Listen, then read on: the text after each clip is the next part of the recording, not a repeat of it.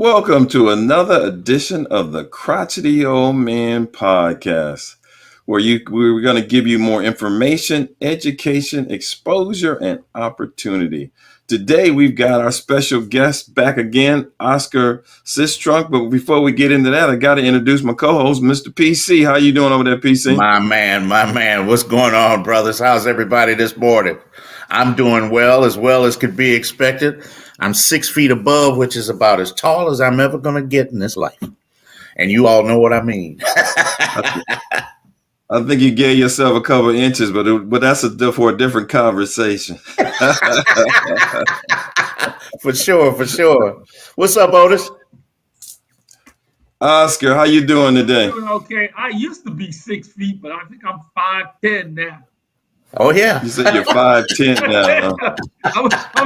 I'm shrinking. I'm going down to zero. They're probably day. Hey, Oscar, scoot yourself a little closer to the mic. You kind of fading on me. All right. There you go. There you go. So, audience, we wanted to have Oscar back because we had him on a couple of weeks ago, and the discussion was really good about the state of crypto and what's going on with crypto with this new government we have. But we also thought it'd be nice because we kind of ended it to started talking about what is crypto and the kind of to give our audience a more of an education so that they kind of know. And I'll also caution once again, we are not a financial fiduciary, we're not a financial planner or a financial advisor.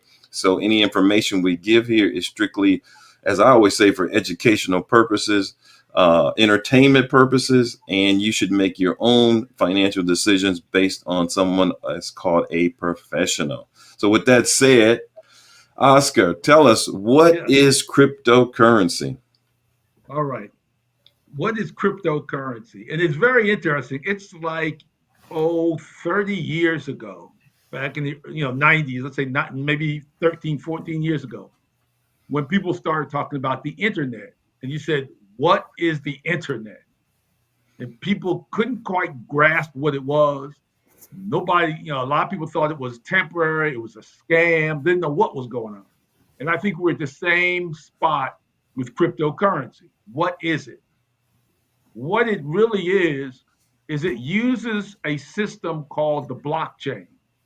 And the blockchain is a way, it's like a digital computerized ledger.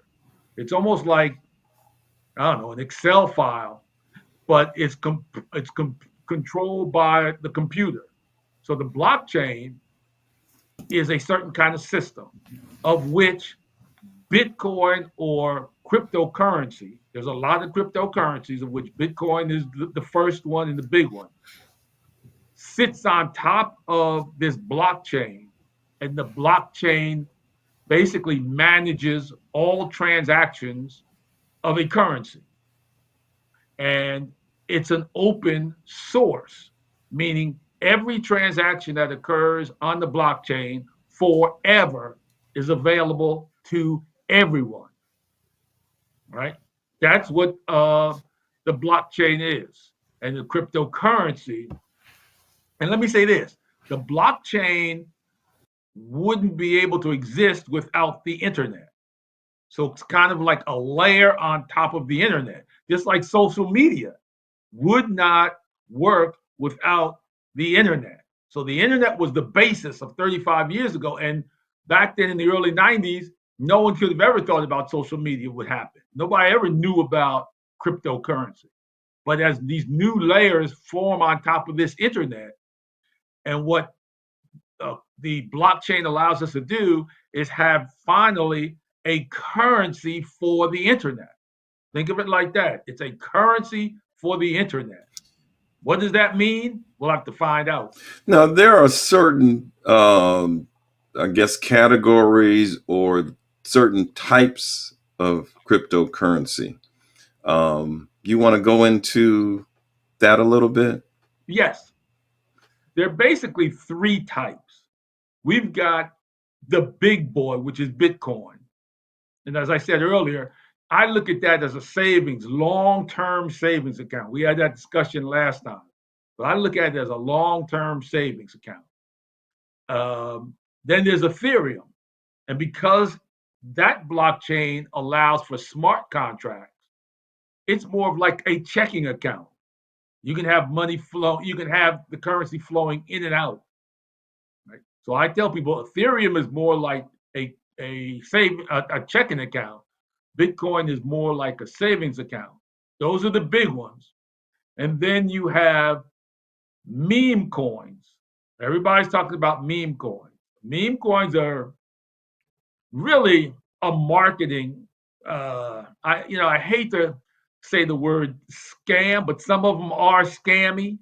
Some of them they raise money and then they do what's called a rug pull, where they then pull all the money out of it and you've lost everything. It goes down to zero.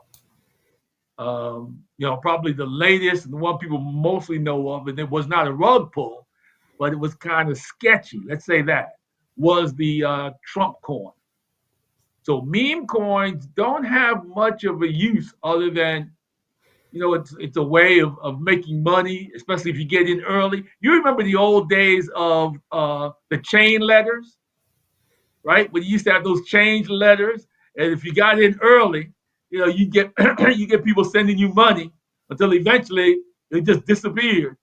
And the people Well, at you the know, I end of the never, chain I never, I lost never money. got in those letters early enough to get any money at any time in particular. Me neither. And I found out Exactly. real quick that was a big scam.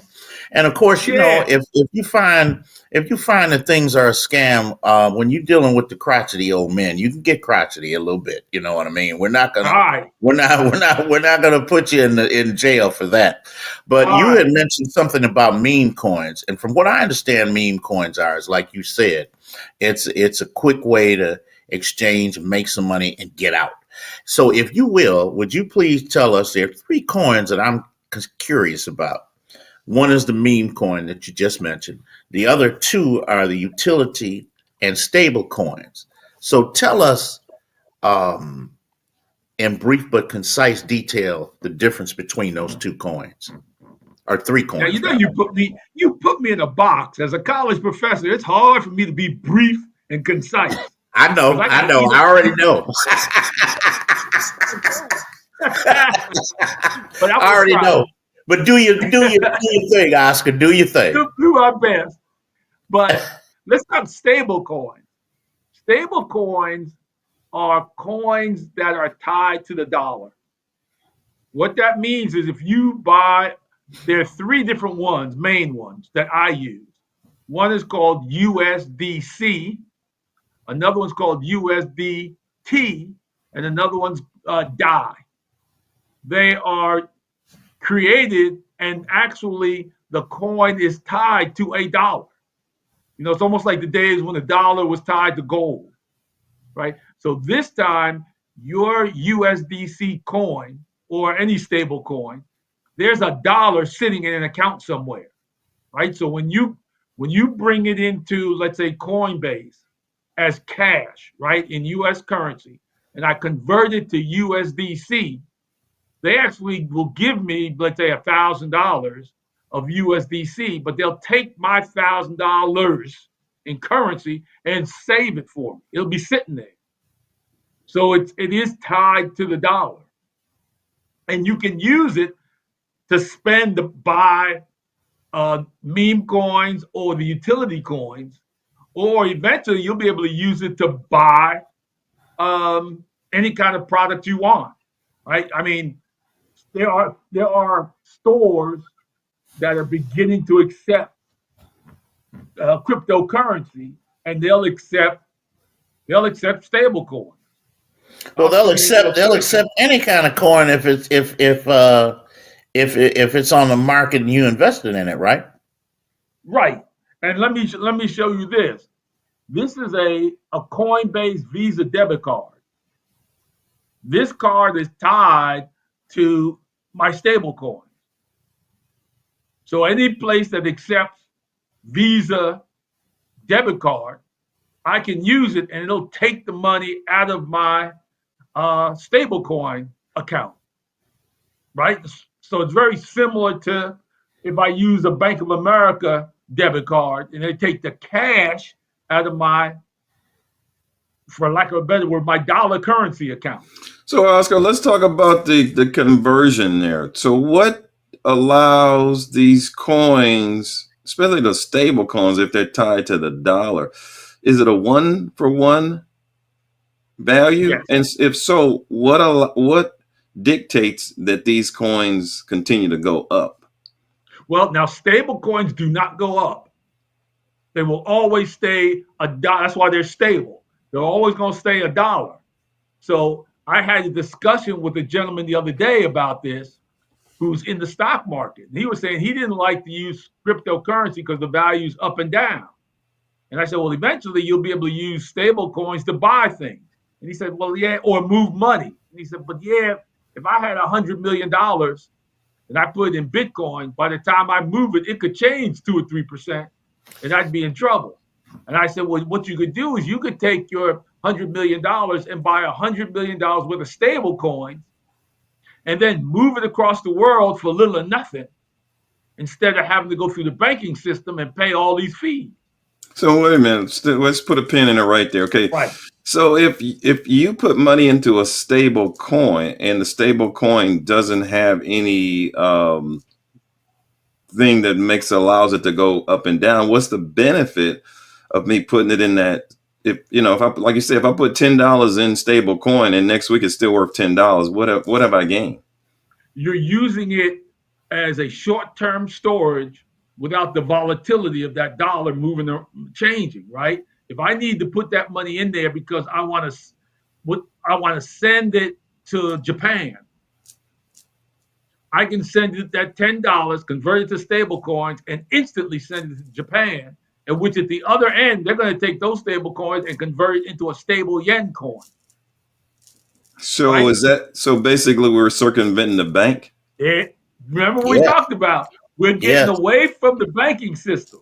If the banking system doesn't adapt, which I think they will, they tried to kill it first and they can't.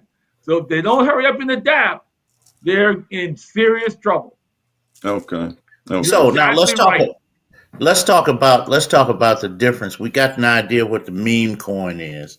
Got an idea what the stable coin is. Let's look at the utility coin and talk about Okay. that for a minute. There are hundreds of utility coins. The big one is of course Bitcoin, the first one, which as I told you, I refer to it as a savings account, long term, right? The second one is Ethereum. It came about after Bitcoin because they came up with a blockchain that allows um, contracts, smart contracts, they call them. And that means you basically could do an if then kind of transaction. And the blockchain will handle the transaction for you based on something occurring. And so Ethereum is sort of like a checking account. And then all the others are offshoots of that, whether it's XRP, Solana, which is very similar to Ethereum. The difference being uh, Solana was created as a blockchain that lowered the cost of transactions. Ethereum, when it gets really busy, gets very expensive.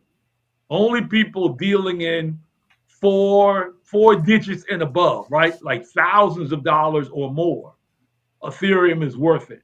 But if you're dealing with $20 or $10, Solana is the account is the blockchain to use. It's much cheaper, like pennies or So fractions. what has made Bitcoin escalate in value? What's the driver there?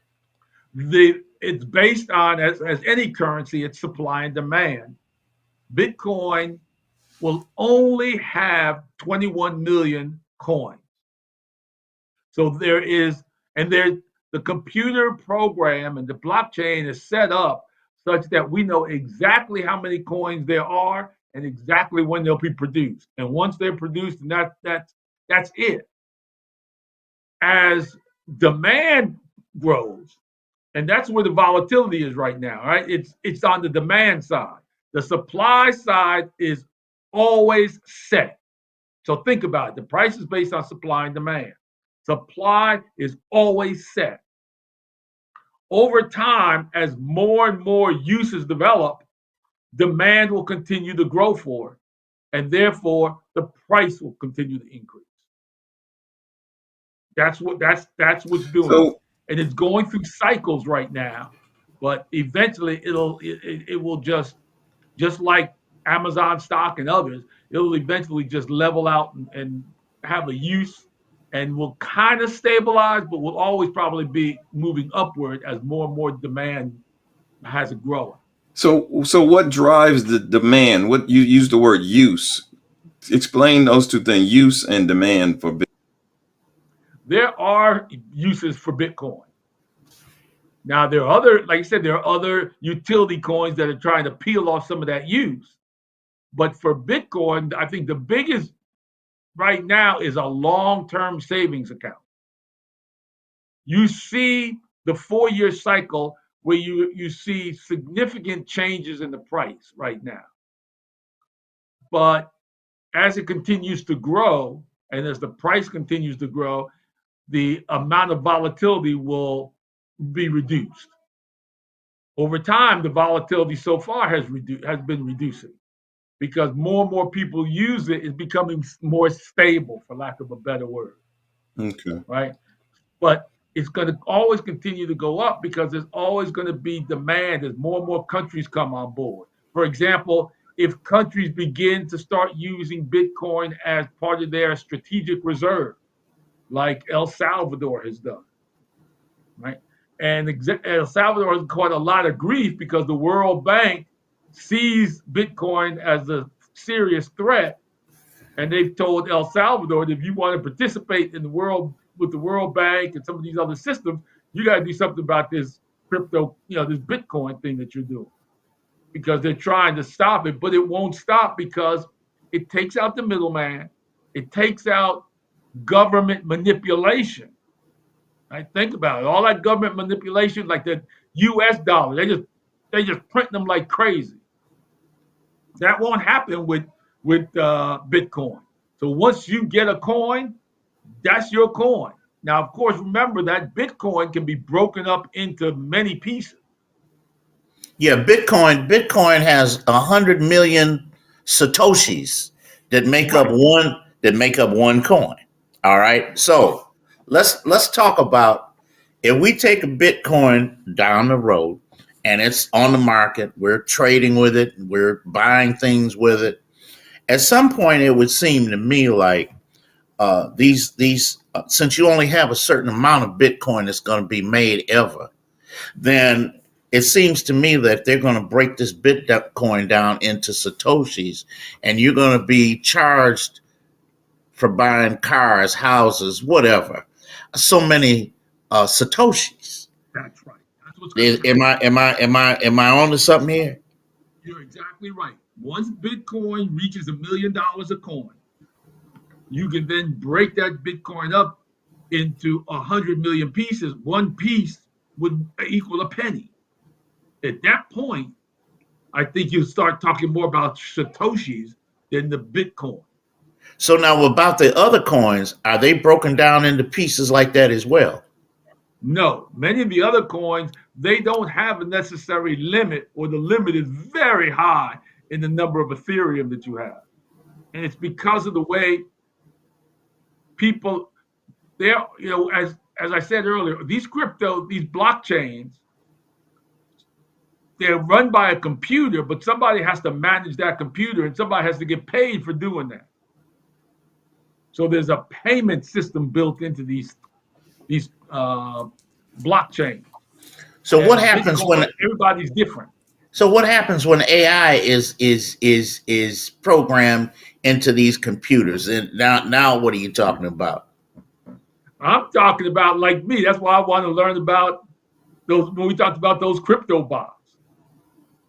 I want to learn. Yeah, think about it. If you took AI, right, and you were able to write an AI program, which you can if you use ChatGPT or DeepSeek, you can create you can ask for, you can prompt out and get one of these apps, and then you can put it on the blockchain and let it 24/7, 365 find arbitrage or find opportunities for you to make a little bit of money here and there.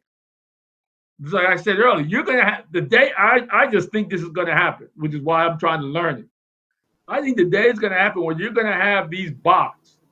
These bots are gonna be out there spread among hundreds of blockchains all over the place, dealing with many different currencies, just looking for different things for you. Right? If I had a bot that says you find an arbitrage opportunity for those who don't know arbitrage, right? We're talking about those unique. There's an inefficiency in the market, right?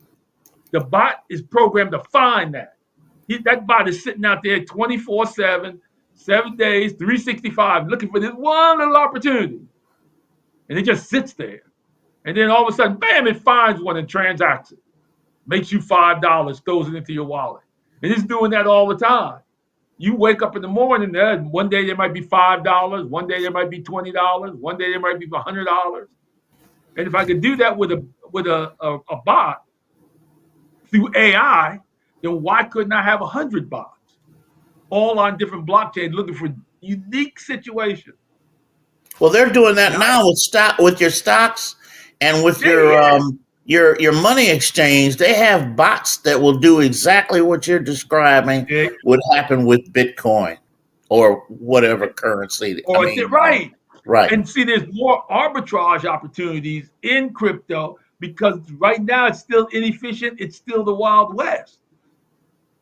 You could have a bot that could have played against the Trump coin if you wanted. If you thought, well, Trump ain't nothing but a, you know what, a scammer, well, then why don't we come up with a bot to take advantage of his scamming other people and find those inefficiencies and go ahead and short and, long it, short it, find the inefficiencies on the different, uh, ways in which you can buy Trump coin. There's going to be different inefficiencies in the price. They just sit out there and just make $5 here, $10 here, $20, and just do that all day and night. That's all it does. And throw So up what's that your money into your wallet. what's your take on utility coins? Okay. Utility coins, other than Ethereum and blockchain, there are many of them. I had mentioned Solana. I had mentioned XRP. Remember, XRP, the federal government went after them. They won the case. So now many people are talking about XRP as some kind of currency coin. Everybody's still playing with it. I think if you took about Doge, right? Elon is trying to use Dogecoin and trying to figure out how to use that. I think that if I remember, Mark Cuban a few years ago tried to use cryptocurrency when he had the Dallas Mavericks. I don't remember if it was XRP or something, but all these different coins out there, there's hundreds of them. Are as people use them, if they don't want to use Ethereum because Ethereum's a little expensive, if they don't want to use Bitcoin because at this point it's hard to have you can't have a smart contract on there.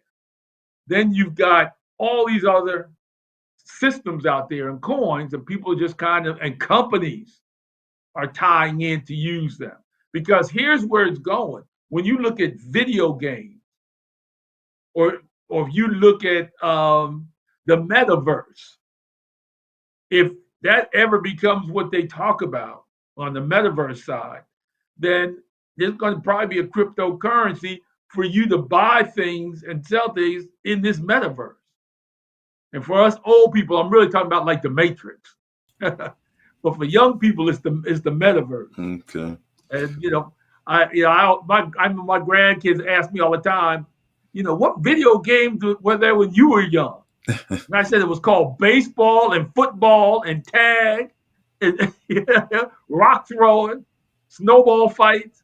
I mean, I know nothing about video games.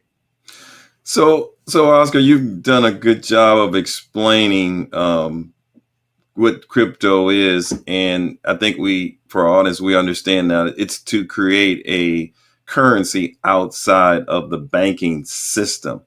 So knowing that, let's talk a little bit about how you hold this currency.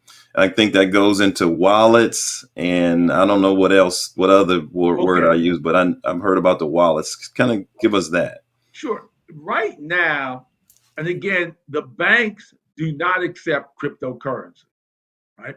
They accept nations' currencies like the dollar, the yen, and that kind of stuff, right? So you can have right now within your bank here in the United States, you have an account that's a U.S. currency account. They will eventually have and allow you to have a cryptocurrency account. They're not there yet, but they're getting there. So what you have to do now is you have to have an intermediary. I use Coinbase.com as my intermediary. That's that's the difference between my U.S. bank, like Bank of America, and my wallet. So let me explain the wallet first. The wallet is where you basically hold your cryptocurrency, just like a wallet in your pocket. It's on the internet, and it can either be a hot wallet or a cold wallet. A hot wallet is a wallet that is always on, and it's on your computer or it's on your cell phone or it's on your tablet, right? It's something, so whenever it's connected to the internet, the wallet is active and it is connected to the blockchain, and it's where you hold your currency, your cryptocurrency. A cold wallet is one where you actually buy a device, a physical device that looks like a USB drive, or maybe has another shape to it.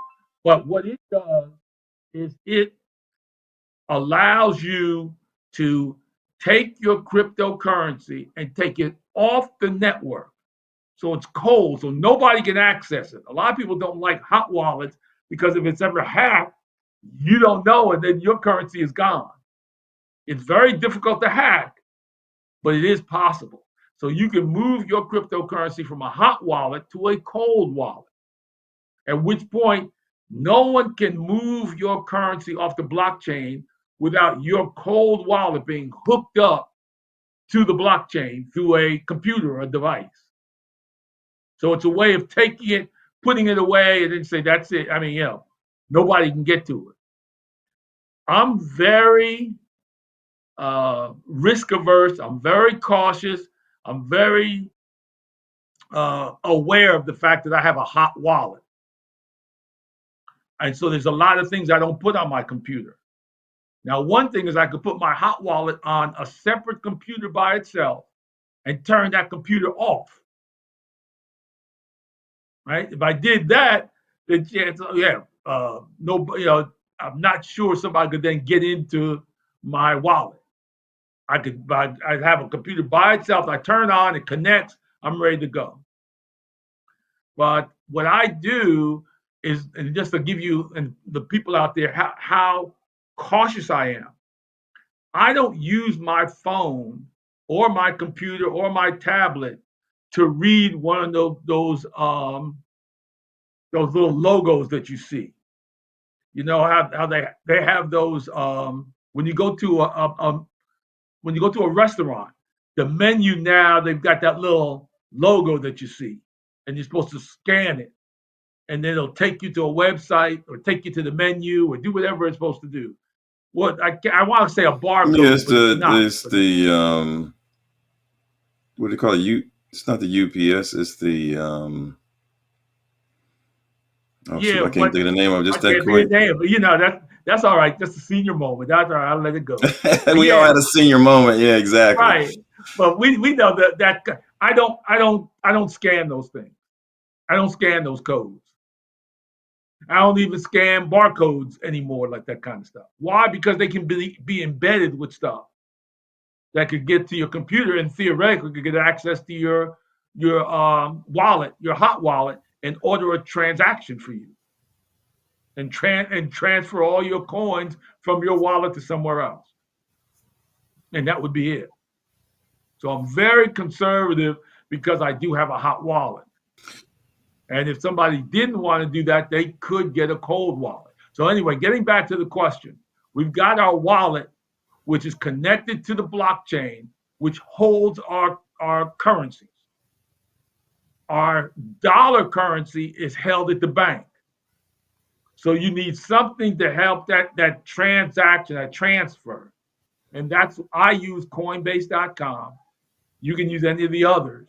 And what you do is with Coinbase.com, I'm connected to my bank account. And I order money transferred either way from my bank account to Coinbase, which will accept dollars, or from Coinbase that will send dollars to my bank. Right? So it goes both ways. That's how I deal with the dollar side. Then with Coinbase, I sell my dollars into some kind of crypto, whether it's a stable coin, whether it's a meme coin, or whether it's a utility coin. That's up to me, depending on what I'm going to do with the money. Right? Once I do that, then I move it from Coinbase to my wallet. And then that's where it stays. So sometimes I'll move dollars to Coinbase.com, and there's a fee. It's not that much, but there's a fee. Then I'll make a transaction where I turn the U.S. dollar into a stable coin like USDC. Again, there's a small fee for doing that. And then I take that stable coin and I send it to my wallet. And again, there's a small fee for that. So I got a couple of fees. I got 3 little fees here. All right. But that's how it works. But eventually it's all going to be smoothed in. It's going to be all done through the bank, directly to your wallet, or the banks will hold your wallet for you if you want them to. I don't know if I want them to do that, but they'll probably get to that point for those people that feel comfortable. And at that point, right, as it develops, it's like the internet. As it develops, it becomes seamless and it becomes something that everybody knows. You remember when we used to have dial-up, right? You remember when you used to have AOL, you had the code, you had to pay $30 a month or $24, but whatever it was. Now, everybody looks at it, it's like the internet's seamless. It's just there. You can get access to whatever you want. You don't have to pay anything. It's just automatic. This generation now probably wouldn't even know what it was like to live without the internet, right? And dial-up, what is that? Yeah. Okay. So let's talk now about some of the moves that the government has made recently. I think I heard the other day about creating a crypto reserve. Then also heard some things about having a crypto summit, and so all this additional attention on crypto. What does that mean for us as the regular consumers? Eventually, on what they call on the on-ramp side, which means to get in and interact with this, it's going to become easier and simpler over time, just like I talked about, right? As the banks and others get into it. On the regulatory side, right now we're kind of like in the Wild Wild West, the 1920s.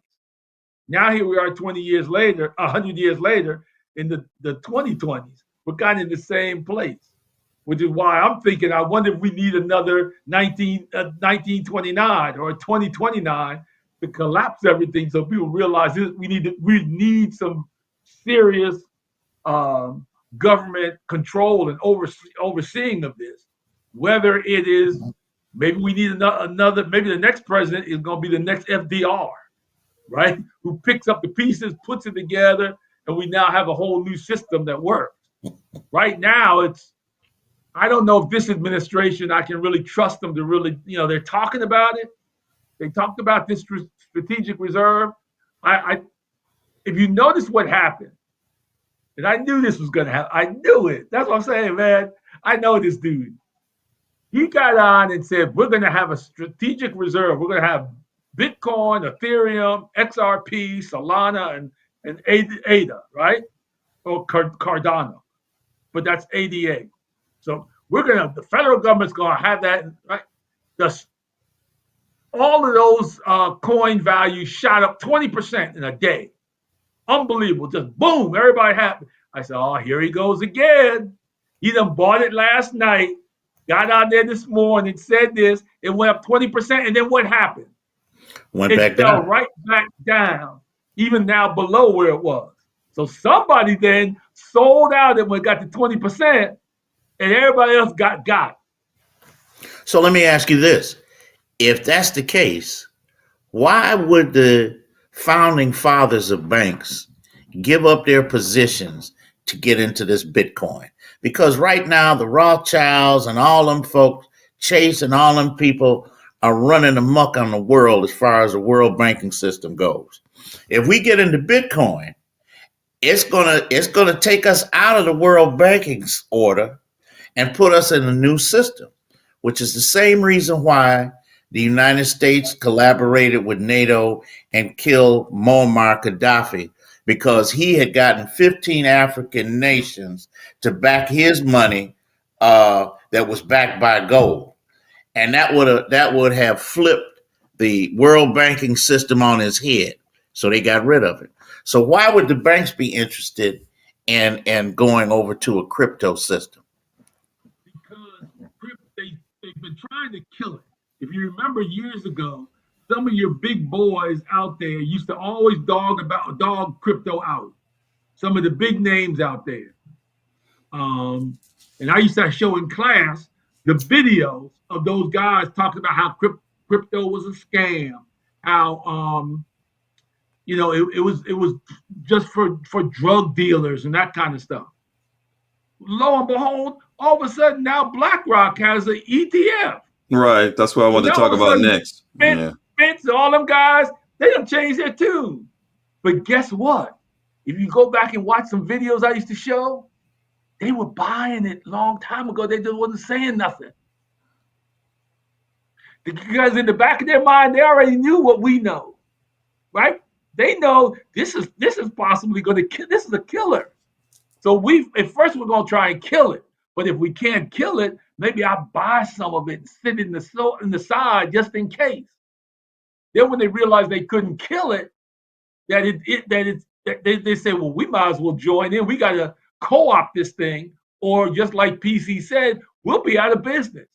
So they're now in the co-op stage where they're figuring out ways, and eventually, that's what I'm saying. The banks are eventually going to be holding your cryptocurrency for you through a crypto wallet that they hold that they have. Bank of America will have a crypto wallet as an account that you'll have with a debit card attached to it.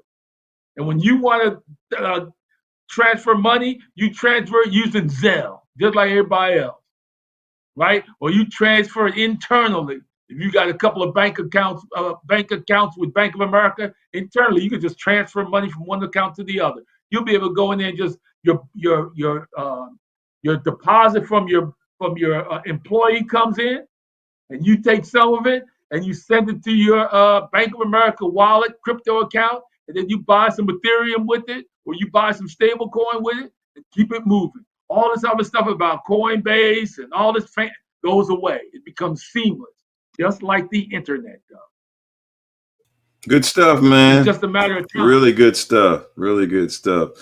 And I'm going to extend this to our audience. If you have any other questions about crypto, drop us a line at the crotchety old men podcast at gmail.com, and we'll get it over to Oscar, and we'll get a response to you. But this has been very, educational for me, because I'll be real honest with you. I knew nothing about crypto other than, what you read. Wasn't familiar with the terminology, and I think you've clearly given us some definitions and something we can sink our teeth in. Here again, I caution our audience. I mean, this is just entertainment purposes. So, but take the information, as you want, and do your own research and decide on how you want to proceed. But I think it's really good that we were able to break it down to a level where, when we even look at it on the news, and now we're looking at what's happening in the world, we have some type of basis or content to understand what the heck's going on, especially for us old crotchety old men. For the young folks, they seem to pick it up a little bit easier, but for us crotchety old men, it takes us a minute to kind of digest and understand what they're talking about. So, man, here again, thanks for coming on. PC, you got any other questions before we let Oscar get on with his day? You're muted. I just want to say You're I muted, appreciate you, PC. Oscar, for the enlightening of crypto, because it's a tricky kind of business. When we talk about the government, especially the Trump administration, unloading millions of dollars, and you gotta look at what Trump's doing on the side. It's not about crypto for him. It's about, I would imagine, the fact that crypto is not governed by any governing body, and that's what he needs to operate. He dances in the underworld, and so crypto allows him to do this. It's not so much about the Gaza and taking over the Gaza. He's looking at what side bets can happen from the Gaza, the amount of money that he can make if he's allowed to go into the Gaza and create palaces and whatnot. So I mean, we can't really just take what Trump does on face value. But I certainly appreciate the way that you have let us know the difference between meme coins. We can certainly, hopefully, our guests can make a more intelligible decision about what they're going to do with their money, especially as it relates to crypto. So, you welcome back here anytime, brother. You one of the crotchety old brothers. Yeah, I'm a crotchety old man, and you can call me anytime because I want to try and educate our community as much as I hear all the time people say we're always the last to know. Well, I'm gonna try and make it so that you're the first to know. You just have to join this group. You got to join the crotchety old man and listen, and you'll be at the top of the heap instead of the bottom of the pyramid. That's There what I'm you go. trying to. That's what There we're you go. trying to do. You just have to reach out and get the knowledge, and you'll be okay. There you go. Well, speaking of getting the knowledge, I've got the word for the day, George, which will be apropos, and I'm sure Oscar will have a special delight in what I'm about to say. The true All right, hit teacher, us. the true teacher knocks down the idol that the student makes of himself. All And right, that's you all about I to run got. that back again? Say The that one true, again. sure. The true teacher knocks down the idol that the student makes of himself. All right. Right. Sounds good. As we always say on the Crotchety Old Man podcast, hey, if you didn't You know, didn't know? Now now you you know. know. Hey, take care. Be blessed. See you Peace next out, time. people. Thank you.